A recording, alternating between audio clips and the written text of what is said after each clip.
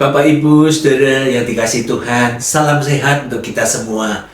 Saya Pendeta Emeritus Samueli dari GKI Layur akan mau menyampaikan renungan, dan biarlah itu menjadi kekuatan bagi setiap kita. Biarlah kita boleh bersama-sama membaca Alkitab dan merenungkannya.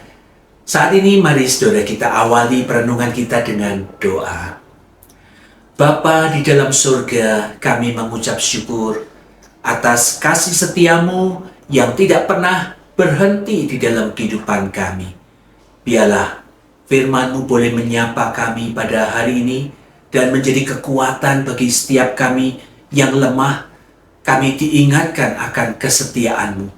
Di dalam nama Tuhan Yesus Kristus kami berdoa. Amin.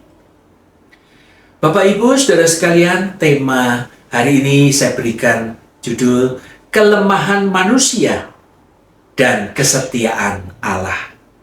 Bacaannya saya ambil dari kitab Kejadian pasal 28 ayat 10 sampai 22. Tetapi dalam kesempatan ini saya hanya membacakan di ayat 10 sampai 14. Demikian bunyinya. Maka Yakub berangkat dari Beersheba dan pergi ke Haran. Ia sampai di suatu tempat dan bermalam di situ karena matahari telah terbenam. Ia mengambil sebuah batu yang terletak di tempat itu dan dipakainya sebagai alas kepala, lalu membaringkan dirinya di tempat itu. Maka bermimpilah ia. Di bumi ada didirikan sebuah tangga yang ujungnya sampai di langit. Dan tampaklah malaikat-malaikat Allah turun naik di atas tangga itu. Berdirilah Tuhan di sampingnya dan berfirman, Akulah Tuhan Allah Abraham, nenekmu, dan Allah Ishak. Tanah tempat engkau berbaring ini akan kuberikan kepadamu dan kepada keturunanmu.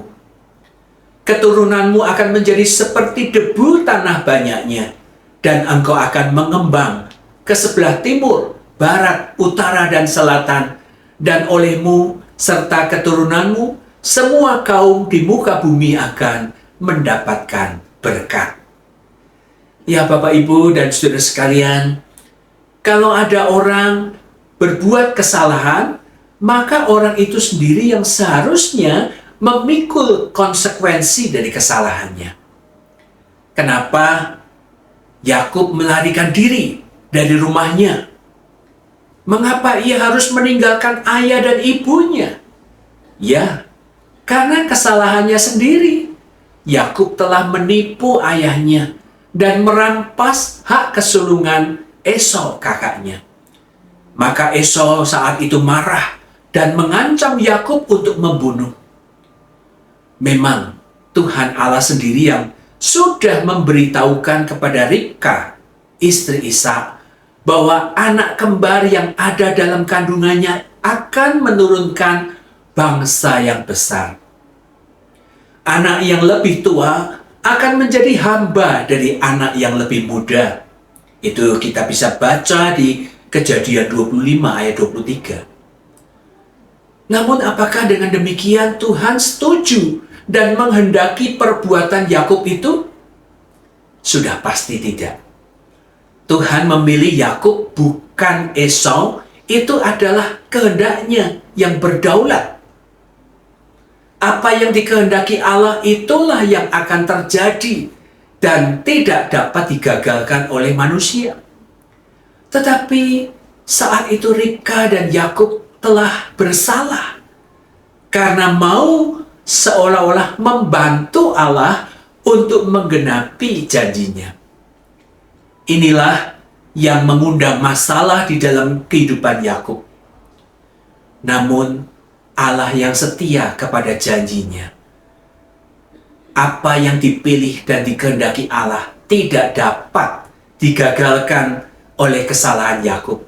Yakub memang memperoleh hak kesulungan itu sesuai dengan apa yang sudah dinubuatkan. Namun dengan susah payah dan dicekam ketakutan. Nah Bapak Ibu, di tengah pelarian itu, Yakub bermimpi melihat sebuah tangga yang ujungnya sampai ke langit. Dan tampaklah malaikat-malaikat Allah turun naik di tangga itu. Dan Allah menjumpai serta memperkenalkan dirinya kepadanya. Dan mengucapkan perjanjian yang sama yang pernah diucapkan kepada Abraham dan Ishak.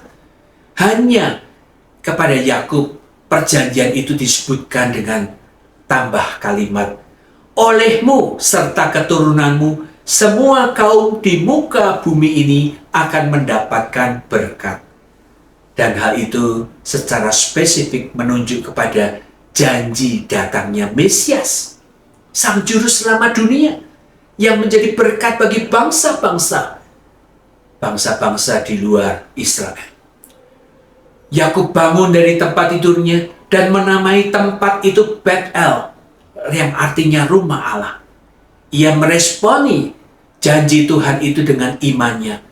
Dia berkata, jika Allah menyertai dan melindungi aku di jalan yang kutempuh ini, sehingga aku selamat kembali ke rumah ayahku, maka Tuhan akan menjadi Allahku, kata Yakub. Dan ia pun juga mengucap syukur. Dia berkata di ayat 22, aku akan selalu mempersembahkan 1/10 kepadamu. Kesetiaan dan kebaikan Allah kita responi dengan ucapan syukur. Kita manusia yang lemah dan cenderung memilih jalan sendiri. Jikalau bukan pertolongan Tuhan yang dengan setia menuntun kita, sudah dari awal kita akan jatuh. Marilah kita berbuat baik, bukan supaya diberi pahala, tetapi sebagai ungkapan syukur atas anugerah dan kesetiaannya kepada kita. Amin. Saudara, itulah renungan yang akan memberi kekuatan bagi kita untuk hari ini. Tuhan memberkati.